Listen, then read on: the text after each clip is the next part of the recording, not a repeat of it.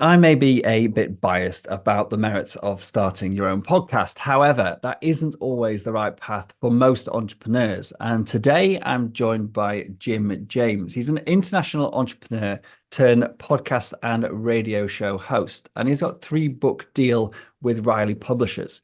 Today, we're going to explore what the alternatives to going through the pain and heartache of launching your own podcast, but still leveraging this amazing platform to boost your career, your brand, and your business.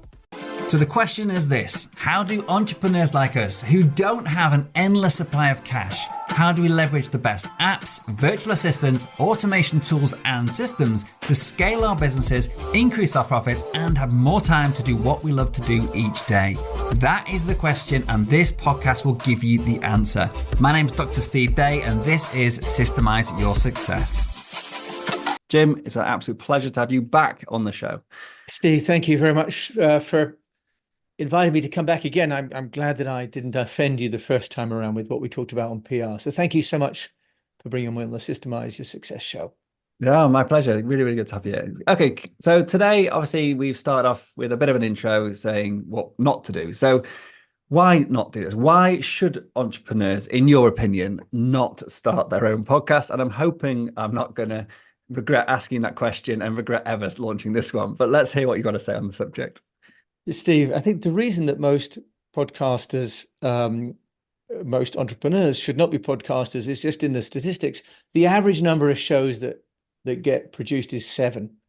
So what it tells us is that of the nearly 4 million podcasts, most of them never get beyond the first 7 or 8 episodes. And that's because people don't have the time. They don't have the network to get the guests. They don't have all the equipment. And they don't have the budget for all the post-production and the amplification, because making a show is only a small part, maybe 10% of actually having a successful show. As you know, in any industry, what you make is only 10%. 90% is the marketing and the sales and distribution. So unless you've got a big budget and you've got a lot of perseverance and you've also got sort of an appetite to do this over the long term, it's better to be a guest than to be a host. There's the little secret coming out then. It's all about being a guest. And I think having done both, as you know, and anyone listening to this podcast, or many people listening to this podcast will know that this isn't my first one nor my 7th. We're well into triple figures now, and still going strong and loving it. But everything you've said, I totally understand and know from personal experience is true. The most painful part of launching my podcast, and it took me from conception to launch about 2 years. I'll hold my hands up. And I think I've even discussed this on the podcast in the past. But like just the amount of brain power and thought that went into the logo, the design, the name, the subject, what my first 10 episodes are going to be. And they always say the first 10 are most important when you're launching. All the rest of the launch itself, like the amount of time and effort that went into actually doing my launch campaign to get into the top 10, charts on iTunes. And then to try to consistently stay in the top 3% of all podcasts globally, which is what we currently are and generally are in that sort of bracket, it is a lot of work. The production, I mean, actually the recording for me now is pretty easy. I just turn up and turn my mic on and have a chat, or I get someone wonderful like you who does half the hard work for me. But it's that what happens next. It's all that production. And, I've got a person, they're not dedicated full time, but they probably spend 20 hours a week purely on podcast production and then promoting that podcast as well. And we could do more. We could spend 40 hours easily just on promotion of the podcast. There is countless more things we could do with it. So I get you. I'm just trying to reinforce that, I actually, even though I do this, I love it. It's been brilliant for us, for business, for marketing, all the rest of it.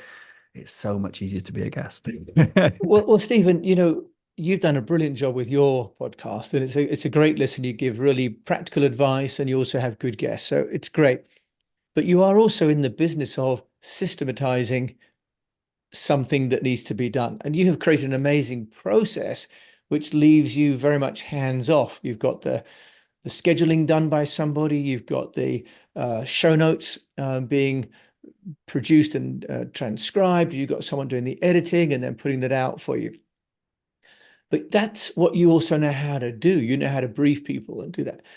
If you don't know how to do that, then you're quite often trying to figure out the systems, whether it's Calendly or Zoho Bookings or Acuity. You're trying to figure out how to do the transcription if you're not using Otter or using something like Riverside that does automatic transcriptions for you. And then you're sending it to someone and hoping that they will do a good job of editing it and doing clips for you. So there's a whole amount of post-production that takes place. And frankly, many people could make more money by building and selling what they do or by managing their team. So having a podcast is wonderful. I enjoy it too. I've got 850 episodes now, and I've managed to parlay that into 3 books with Wiley called The Unnoticed Entrepreneur. So I'm obviously a fan, but my background is in public relations and content creation. And I have an amazing network, luckily, around the world. I have 12,500 people on LinkedIn, for example, to call on. But not everybody does. And what I'm here to share is that you can still participate in the benefits of podcasting by being a guest, but you do need to approach that in a slightly different way. And with my background in PR, what I'd love to share with you is some of the things. In fact, there are kind of 2 or 3 key things that an entrepreneur or an author or a founder should do when it comes to podcast appearances that people aren't telling them how to do. So I'd love to share that with you. And also at the end, I'm going to give a link to a quiz that people can take for free that will help them to decide whether really they should be a guest or a host. So Steve, you and I are host to host, but it's not for everybody. And let's help people to understand how they can use podcasts as a medium when they don't have the time or the appetite to be a host. Yeah, absolutely. And secretly, what I love about men, not secretly, I talk about this all the time. What I love about getting guests like yourself on is actually I go out to try and find people like you, is that Yes, too I sweet. have a need in my business for the information that's in your head. And so I find this is a great way to dive into to get a free consultation almost and to actually ask all the questions which I would love to ask an expert that would actually maybe help me. And the reason I say that is because even if you've got a podcast, and in some ways even more if you've got a podcast, being brilliant at being a podcast guest is a fabulous way of promoting it, because people listening to podcasts like listening to podcasts. So if you are successful on an interview on someone else's podcast, the chance of that person coming to listen to you is far greater than if you were on a different medium. So it's a fabulous way. I know from personal experience, and I've seen the spikes in some of my episodes when I've gone and been a guest on someone else's show. And so, yeah, I don't want us to make out that just because you got your own podcast, you shouldn't listen to this. Well, So and they're not, I'm very interested in hearing this. great. And Steve, they're not mutually exclusive, right? No. We're not saying they're mutually exclusive, but for most entrepreneurs and founders that maybe are not as comfortable with the tech setup, are not as comfortable with the content production and the hosting, maybe they're not I mean, you're an amazing conversationalist, right? And so you can bring people in and you've got an amazing network. So there are some hallmarks, if you like, of a successful podcast host. But you can do both. But what we're here really to think about is for those people that maybe want an on-ramp to maybe being a podcast host later, you can start with guesting, because what guesting does is it gives you a very low risk, low cost way to get into podcasting. You can learn how to set up the microphones and the cameras. You can learn how some of the platforms like Riverside or SquadCast or Restream work, because they all have slightly different interfaces, or Zoom as we're using, without the pressure and the expectation that you're going to then make an episode that then is going to be put onto LinkedIn and Twitter and YouTube and all these other places. Because what we haven't said is that if you're a host, getting guests isn't necessarily that easy until your show is established. You're absolutely right that what many people do is they set up a podcast as really kind of a lead magnet. They look at the person they'd like to interview, they interview the person, and they say, hey, and how can we work together? And it's really a glorified conversation, but with recording. taking place. And absolutely, I'm as you. I've had over 450 guests give me amazing insights on how to get noticed, right? I've run my own businesses on 3 continents for 25 years, but I can still learn from these amazing entrepreneurs that come on my show. So it's a wonderful source for that. But all I wanted to just try and share was there are some techniques you can use as a guest that you can use either to complement your own show or to prepare for having your show, or just to consider yourself really as almost a full-time guest and use guesting as the way that you engage with your audiences. Because what you haven't mentioned, Steve, is that when you have your own show, you talk to your own audience, which is good if you've got one. And but what you find is that when people have their own show, often it becomes quite repetitive because they're not necessarily able to learn new things as quickly as they're able to produce shows unless they have guests. So one of the key aspects of being a guest is you connect to someone else's audience. I'm delighted to be on your show because you have this amazing audience that won't have heard of Jim James and the Unnoticed Entrepreneur podcast before. So the unspoken part of podcasting is I get an introduction from you as an authority figure in your community. You introduce me as someone that they could listen to and that they might enjoy. One of the statistics that's come out is that 81% of listeners would actually buy a good or service on the recommendation of a podcast host. So if I come on your show and you say, Jim's got a great course on how to be a podcast guest, the chances of people buying that is much higher than any other medium. It's higher than AdWords on Facebook or on LinkedIn or anywhere else. So there's a credibility through that introduction that you get from being a guest. And that's a key anchor point I think everyone hopefully will take away today, Steve. Yeah, absolutely. I think we've seen it from I've seen it, I'm sorry, from people coming towards me say, oh, I saw you on whatever show, doesn't matter what it was, but that has been a source of genuine leads who have turned into genuine clients in our business. So I can, yeah. Yeah, this is walking down the street in Sweden, presumably on the ski resorts that you're on. People are going, hey, that man is Steve Day. Got my goggles on so you can't see me. You're going incognito. Yeah, totally. And I think one of the things that sprung to mind, with my systems brain in play here is one of the things we talk about when we talk about systems creation for someone who's relatively new to the world of it is don't start trying to, build a Ferrari from day one. Go slow, start with the skateboard, build up to the bike, whatever analogy you want to use. And this listening to you talk about guesting has all the ingredients for a great recipe for becoming, if you ever have the inclination to, a brilliant podcast host. But you can dip into all the aspects of actually running a podcast without ever having the commitment and the stress of doing so. Yeah, and even exactly. I was thinking, like, one thing we haven't mentioned is just because you're on someone else's show and they're recording it like I'm now with Jim, so I'm able to then, I will be, because it's my show, promoting this to my audience. There's nothing stopping me, unless that's written in any agreement, that Jim can't take this episode and actually promote it to his audience. And actually, for me, it's something we ask all of our guests to do because it helps us get exposure to another audience. So it's actually one of the reasons that as a podcast host, I want to get guests on, because it exposes me to another audience that way. So it's a quid pro quo.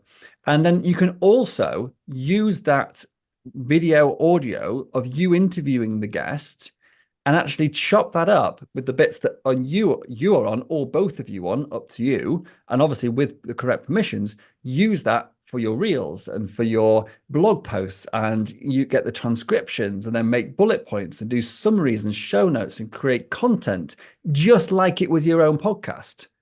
As long as you're not plagiarizing, as long as you've got the right permissions in place, which are normally very easy and just understand and agreeable to do it, there's no reason why you can't actually just do everything you would do as a normal podcast host, but as a guest, and therefore build up all your skill set and then build the team around you and then go, right, now I'm ready to launch my podcast. Exactly, Steve. And really, you're learning best practice. And you talked there about, for example, content repurposing. And in this course, I've built the podcast guest blueprint course.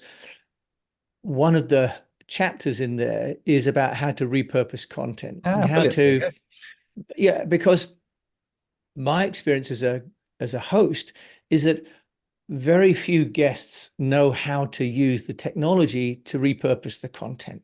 So they turn up on a show and they make a few mistakes. One of them is they don't actually leverage the assets that you create or that you provide them. So in this course, I've got a module showing people how to take an MP3 file and put it into Otter actually, and to get a transcript from the show and then take it into, actually there are a couple of options, but into Claude or now ChatGPT, and to write a blog, which then can go onto your own site.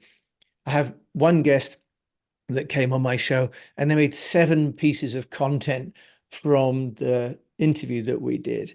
A lady called Jackie Biebenroth at Muse headquarters in America. So it was a very, very productive 30-minute conversation that she and I had, because she got 7 articles in print and then she got a lot of clips from video as well. So she didn't have to be the host, as long as she knows how to repurpose the content. And that's really what I want to share, because people think you have to be the host to own the content. And as you've rightly said, you don't, because it's actually in the host's interest that we as guests share that content with our own networks. And that's ultimately how both of us will improve the awareness of our brands and our resources and our shows. Yeah, absolutely. And it is a big reason, and just saying this as a host, it's a big reason why you want interviews. Yes, you've mentioned before that it can be tedious, everyone listening to the sound of my monotonous voice. Not you. I wasn't talking about you. Yours is golden. No. I love every one of yours. But openly, like genuinely so. It's actually having a guest on for me is just makes this is an easy week. I've not got to think this. I You just don't have to think of anything. turn up and hit record, and so yeah, it gives it more interest, but B, I've lost the train of thought now. We're going. Let's move on. I can't actually remember what I was going with that, so it doesn't matter. Yeah. Luckily, Steve outsources the editing so that he doesn't have to have this one left. He does fantastic. Let's chop that whole bit out. No, I very rarely edit much of my episodes unless something goes completely humbling or wrong. Like, I don't know, I fall off my chair or something, which thankfully hasn't happened yet. But no, I'm quite. I don't even edit out like the ums and ahs as you're hearing now. I decided to be a very honest approach to the way I come across, is how I try to present myself across social media in general. But that doesn't have to be the way either. And like literally, if you listen to some people's raw podcast and then you listen to the produced version, worlds apart. But I thought I'd just be who I am. But there you go. And Steve, I think that's wonderful. But can I just share another one? I mentioned a few mistakes that guests make on shows. Yeah. And you've talked about the desire to sort of go natural and have an authentic conversation. I also spent the first months of my show on the Hindenburg app trying to gently remove every and ah, nearly broke my back in the garden shed. But one of the key aspects of the work I used to do when I ran my public relations firm in Singapore and China was media training. And that is getting people to get to the point quickly and to be able to articulate a key point in about 2 to 3 minutes tops, and then to stop and wait for the host to start speaking again. And the reason that's important is twofold. One is that the listeners drop off is a curve, basically. And at the beginning, everyone listens to the show and people are dropping off after about 1 minute to 2 minutes. And you can see this, especially if you look at the video analysis on YouTube, you can see when people drop off. It's after about 1.5 minutes, they decide the show is not good. So part of the media training work that I'm doing in the podcast guest blueprint is to get people to the point in the first part of their sentence and the first part of their interview so that the listener wants to stay. So often people put the important part right at the end because they're building up to it. And because people forget that this is a performance, not just a conversation, we need to make it structurally like a performance. So we put the interesting bits at the beginning and then we build up to it and repeat the climax at the end. So one of the key learnings from today that I'd love people maybe to take away is that if you're a guest, it's great. Steve will have a natural conversation, but the audience is going to be critical if you don't get to the point. So get to the point, and then you might notice I try not to interrupt Steve at all. Even though I want to jump in a social setting, in a bar or a restaurant, he and I would be talking over each other. But in the audio environment, it's very hard for the listener if people are competing for the headset. And to the editors that have to take Steve's show and go, oh, that was a great point, but they were both laughing at the same time, it can really ruin the opportunity to make good clips. So two key things there.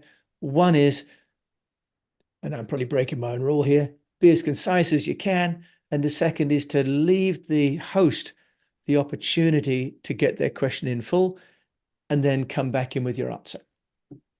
I think that's brilliant tips. And I also think, again, being on both sides of this quite a number of times, that, and I listen to podcasts, you know, and so I know the type of podcast that I enjoy. And I actually, if you're listening to a podcast consistently, then the chances are you quite like the host. You also may like the guests, but there's lots of people interviewing the same people. You could probably find them elsewhere. And so if you as the guest, this is what my belief anyway, I'd love to hear your opinion on this. If you as the guest spend all the time talking and don't stop for breath, and I think I've been guilty of this at times, then as a guest, I mean, and probably as a host as well. But if you do that, then you don't allow the host to guide you on the way that they believe their audience wants you to be guided. And it's their show. And so, I think, yeah. So I think you're absolutely right. And I think that idea that it's the guest has the show, sorry, the host has the show. And there are different formulas. You know, you can have it like an 80-20 where it's 80% guest, 20% host, or you could do a 50-50. It's quite good before you start going on to shows to listen to that show so you can see the format, and even to chat with the host in advance and say, hey, you know, where are we going to go with this conversation? What are some key talking points that you think your audience would like to get from this show, as Steve and I have done in advance? He sent me a briefing note where I've had to fill in what I would like to share, and he's decided how he wants to structure this conversation, because the audience then can get some takeaways. It's a little bit different in consumer, I think, podcasts where it's entertainment, but in information education podcasts, having some structure and having that dialogue between me and you, Steve, is so key. I mean, basically, we're all here for you, Steve. And it's like the Steve show with Jim has kind of squeezed into the mic booth with you. So I think you're absolutely right. People listen for you, and then you kindly bring people like me on into your community, and hopefully you get from me what you think the community might need. It sounds slightly big-headed when you say it like that, but but like Joe Rogan's show is a good example, and I'm not trying to compare myself in podcast terms to either the content or the size of our shows, but you know, you go to Joe Rogan's show because you like the way he hosts the interviews. Like you know, that's what you're going for. You know what you're going to get. I'm a big listener of I just gone blank when I say I listen to a show every single night. Conan O'Brien. Sorry, I just completely went blank for a second. And Conan O'Brien, there's like, you either like it or you don't. He interviews some fantastic people, but if you don't like the format of his show, you're going to go elsewhere. And I can totally imagine it's chalk and cheese with him. And it just makes me giggle, and I listen to it every night before I go to bed, and I'll go to bed with a smile on my face. But there you go. That's another story. So this is so no, totally digress. This is one of these moments, just for the listener, as a host, I'm looking to the notes that we made before and think, have we actually discussed all the things that Jim wants me to? And as I actually know, there are some things that I know Jim wants to talk about and feels he's got something to share on. So if we feel like you've been going for a while, giving your host ahead of schedule some clippets of what you want, or some snippets of what you want to say, allows me as the host to bring it back onto point. So with that said, just a behind the scenes clip there. So one thing that I have tried to improve over the years is the quality of my video and audio. I've got a good mic and all the rest of it, but I've also had for a time, I was recording my video using Restream, but not realizing the settings weren't on HD. And I actually got this picked up by somebody, and they said, look, for social media, that's super important. So why is that? And what else do you want to explain around video audio quality, what people should be thinking about it? There's a very good study by Professor Schwartz, actually, who did a survey amongst physicians. He's from California, and the other academic was in Australia. And they did some research, and they had specialists give research results with good quality about some scientific findings. And they did the same scientists give the same results to a different group with bad audio quality. And you know what they found, Steve, was that the group that listened to the audio, which was poor, didn't view the results as credible. They saw the research, even though it was the same research, they saw in their mind it as being less credible. The audio quality had an impact, a material impact on the sense of validity, of credibility of this research. The same is true for video, actually. And what people really want to do is they want to look into the eyes of the other person. That's the window of the soul. Yeah, and Steve's given me a nice big wide eye look there. People want to look into the eyes because that's how you get to know that you can trust somebody. Remember, 80% of all communication is nonverbal. And obviously in a podcast, people are only going to have the opportunity to listen to you. So you must have the best quality sound that you can. I just have a very low cost Samsung QTU 80-pound microphone. You don't have to spend a lot of money, but you do need a microphone. With the video, again, you really ideally are using an external webcam, like I'm using the Logitech HD cam. It's only 159 pounds now for these good cameras.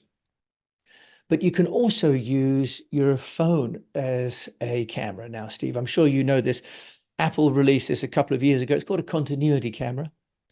And if you have an Apple phone after 11, basically it will automatically detect on your Apple device, and it will allow you to use what is the best camera ever, which is the one on your mobile phone.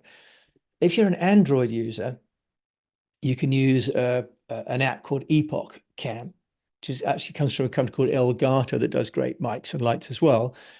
And that's just some software. It costs $7 at today's pricing, and that will turn your Android phone into a webcam.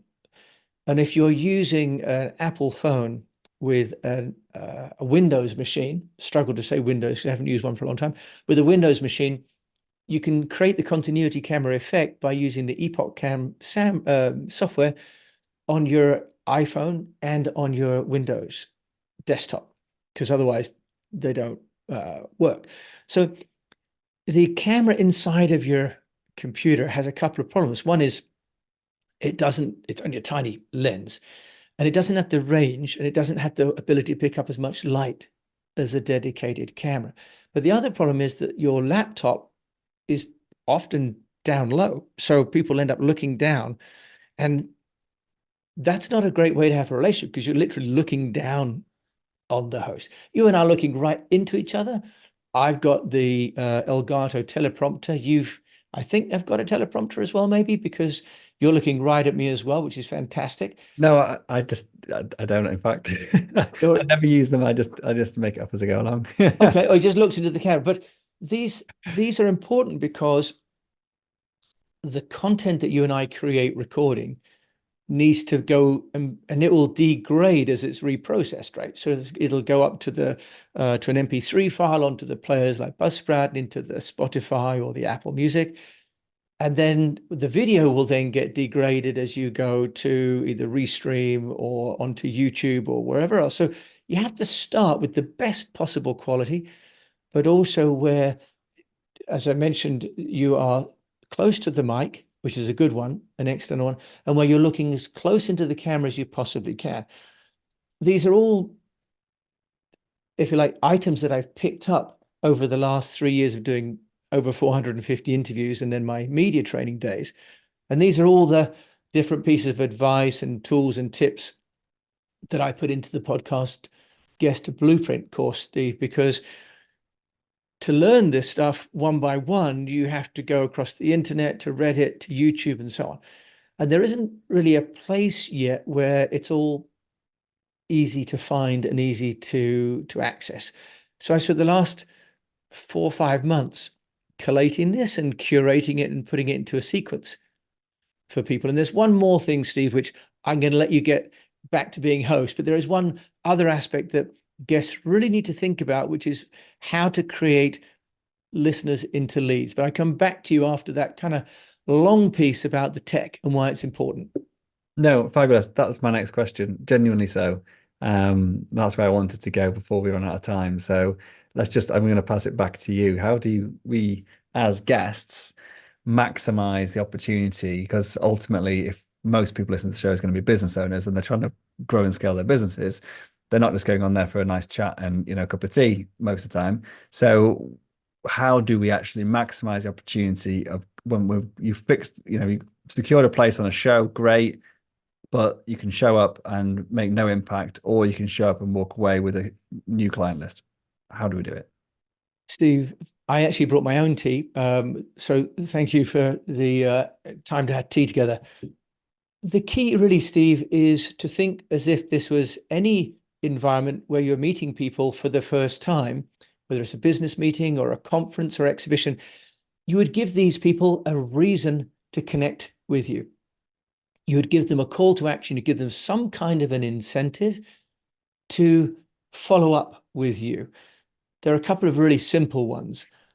The first one can be a quiz, for example. So I had a guest on my show called Oscar Trimboli, or Trimboli, as he calls himself. He's actually in Australia, but he has an Italian surname. Oscar has what he calls the 4 villains of listening quiz on his website. He has had over 31,000 people take that quiz. And he's done a lot of that through being on podcasts like mine. So I have a podcast quiz, which I'm going to give a link to at the end, where people can come to my website and take a quiz on some of the steps that they can take to be golden podcast guests, if you like. So a quiz is the first one, and you can use a tool like Score App, for example, Daniel Priestley's Score App platform, but you can also use Typeform and others as well.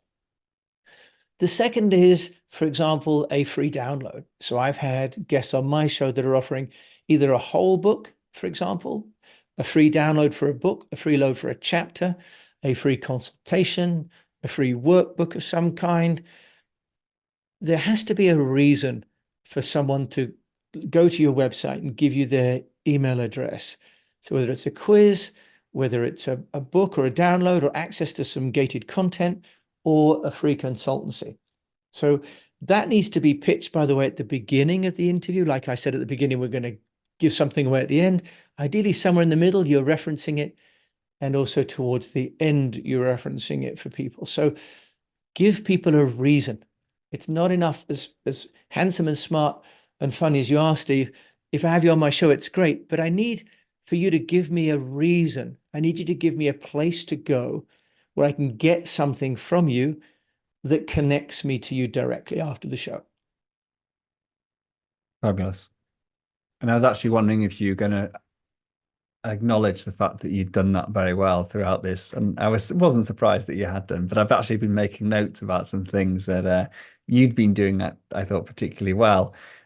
You introduced the lead magnet at the beginning rather than waiting for me like some guests do, and I know I have done on shows in the past, waiting for the host to ask at the end. And so if people want to connect with you, what's the best way, etc., etc. Oh, by the way, because you said at the beginning, by that point, 90% of the listeners have dropped off.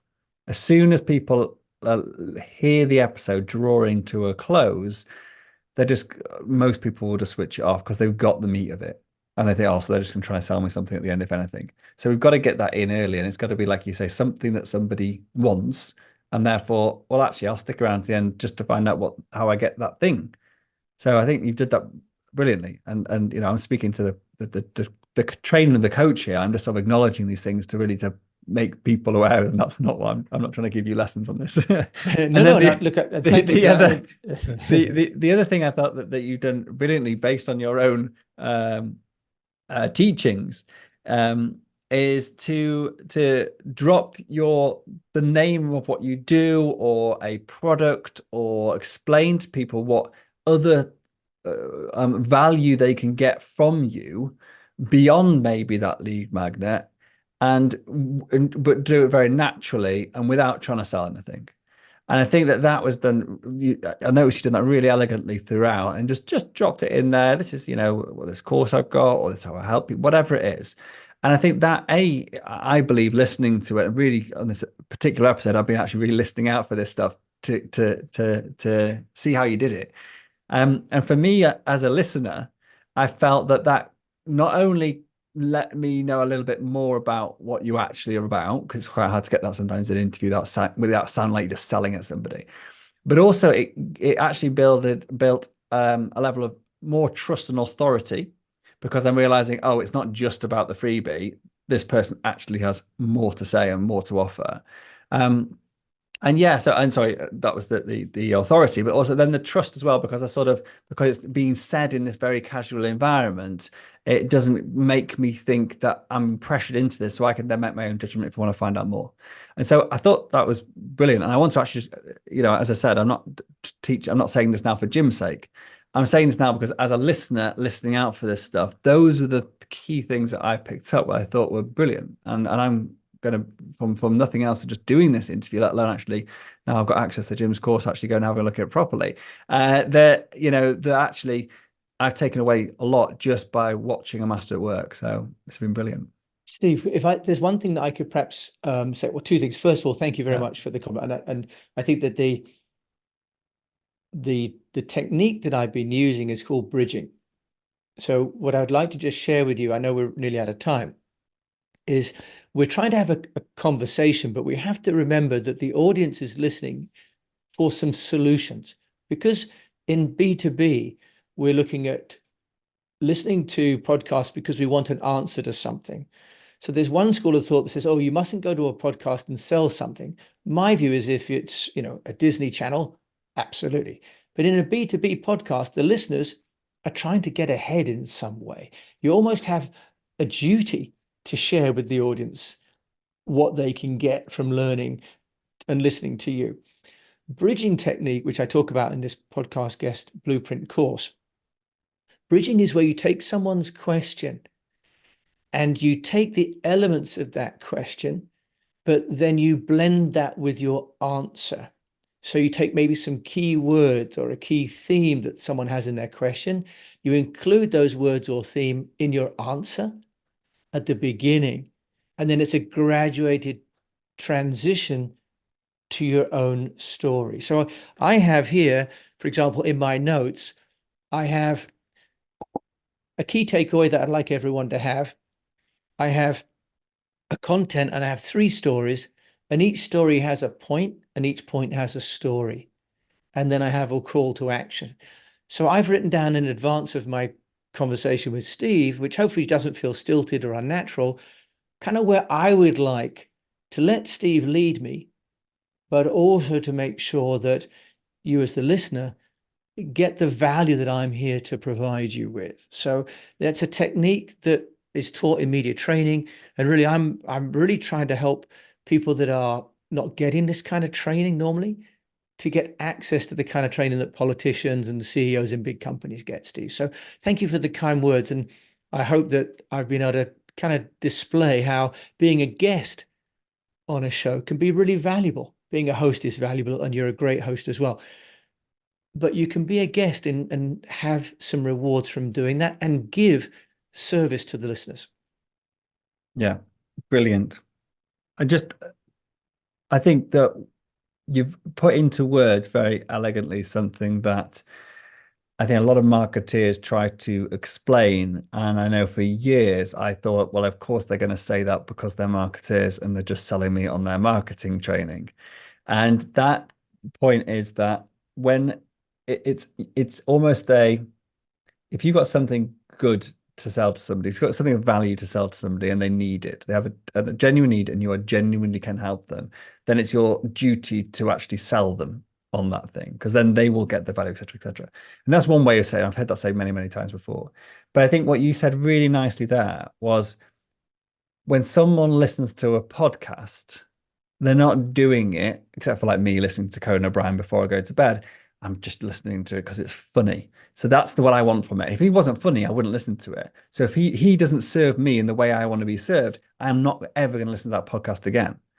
But similarly with a business podcast, exactly what you said. It's like people come to that podcast to solve a problem.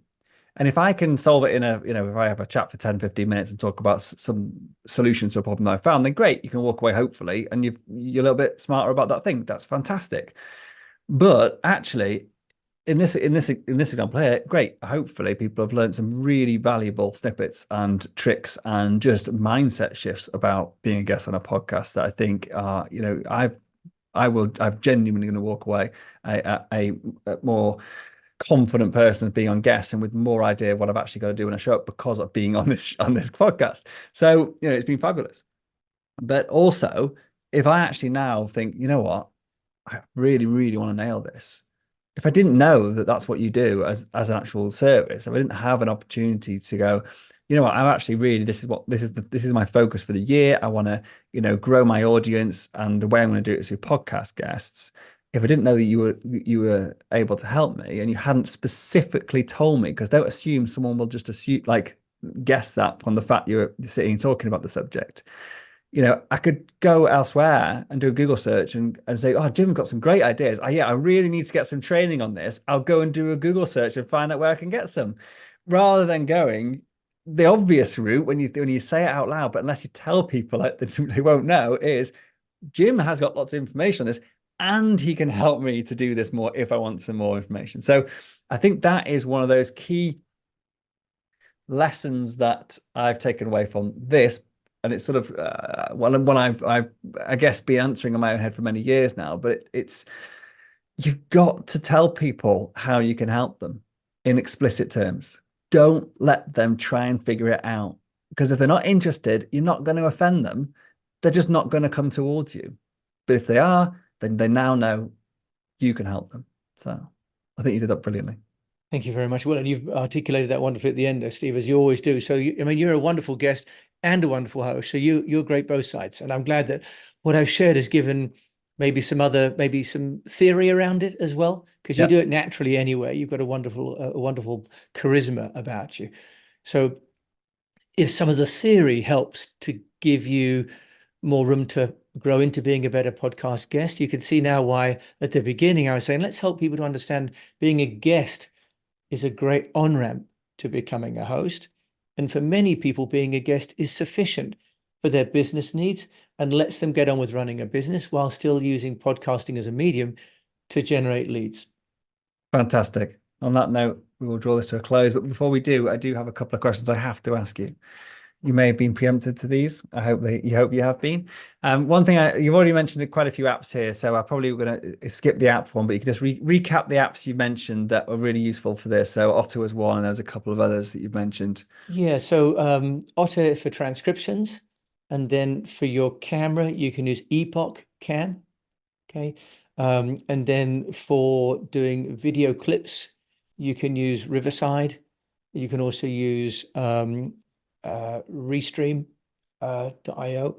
And I also mentioned ChatGPT, of course, but also another one is Claude for writing that as well. And I have these all listed on my website, actually, Steve, as well.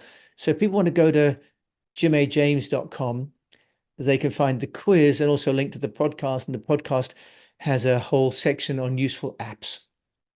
Fantastic. So that's jimajames.com. Correct. Superb. And I know I've asked this question before, but I'm interested to know if anything's changed, because this isn't your first time on this show.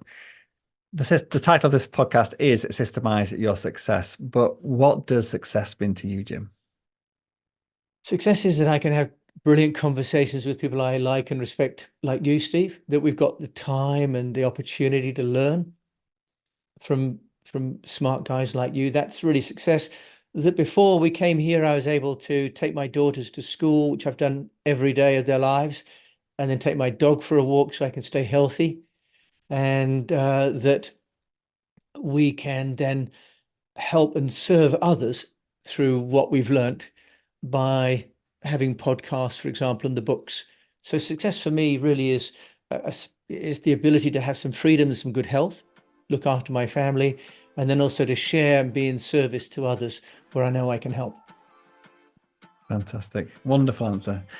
Jim, it's been an absolute pleasure. I always love having you on the show, and I know this won't be the last time. So I look forward to when we next meet on this medium or any other medium by that matter. Cheers, Jim. Steve, thanks so much for having me. Thank you very much. See you again soon.